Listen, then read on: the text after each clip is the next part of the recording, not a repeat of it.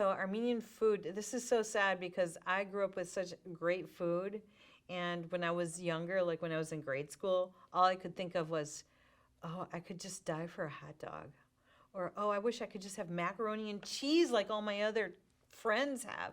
I'm having to eat things like Armenian pilaf, and I'm eating different kinds of stews with okra and oxtails, and I'm eating lamb, and I'm eating uh, stuffed peppers, and I'm eating the grape leaves. We called it sarma.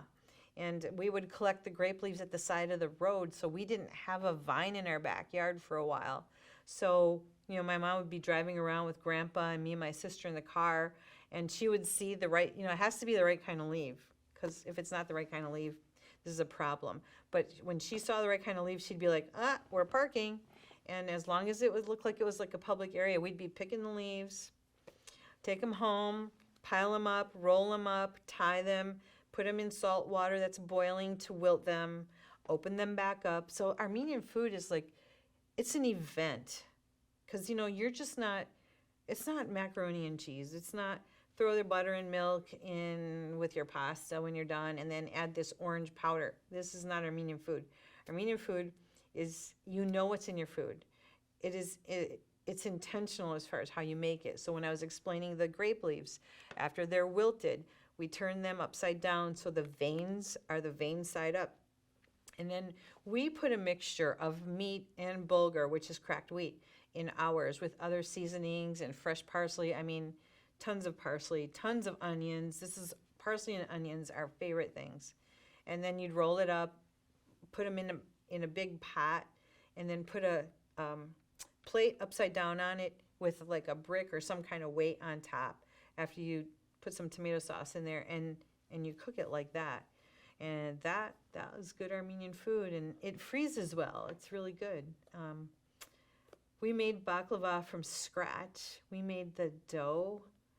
We would make the syrup part of it, and we did not use food processor things. My grandfather would sit there for hours and chop nuts and chop parsley and chop onions.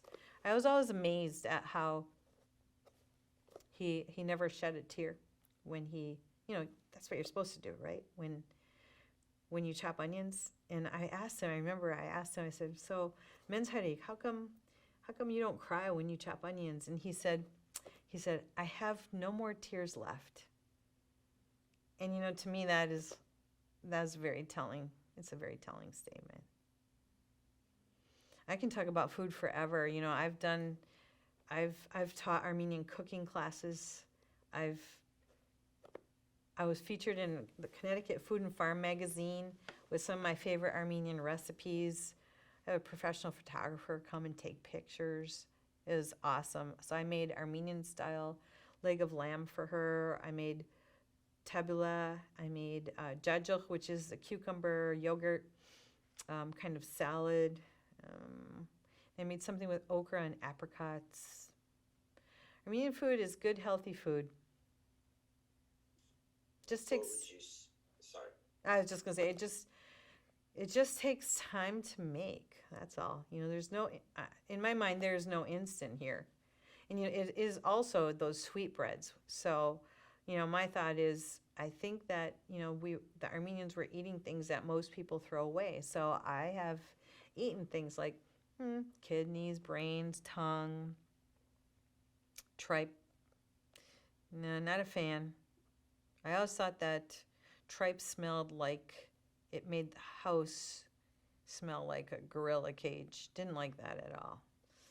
But we did eat those sweetbreads too. And we ate like piles of like raw ground meat, like steak. They call it steak tartare, right?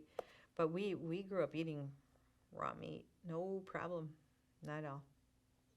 What would you say is either your favorite Armenian recipe or your favorite part of Armenian cuisine? My favorite Armenian recipe or my favorite part of Armenian cuisine?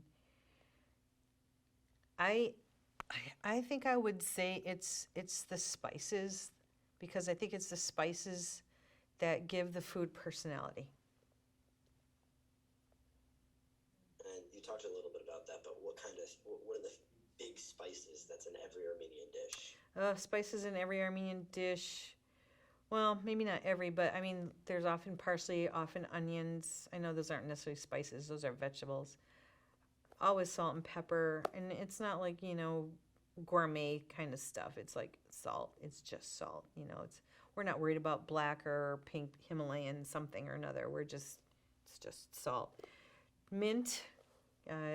When we make lamb, I've put dried mint in my lamb, and I also have a marinade with like balsamic vinegar. That was something that my mom used a lot, balsamic vinegar and olive oil. Other spices, I'm trying to think of other green things that dry. Some cumin. We used to make our own cured meat called basturma, and so that would be made with lean beef, and it would be covered with a hot seasoning on the outside called chaman. Man, that stuff. If you ate it, you smelled like it for days afterwards. It's like that kind of food. It just oozes from your pores, but it is so worth it. Doesn't matter. It is worth it.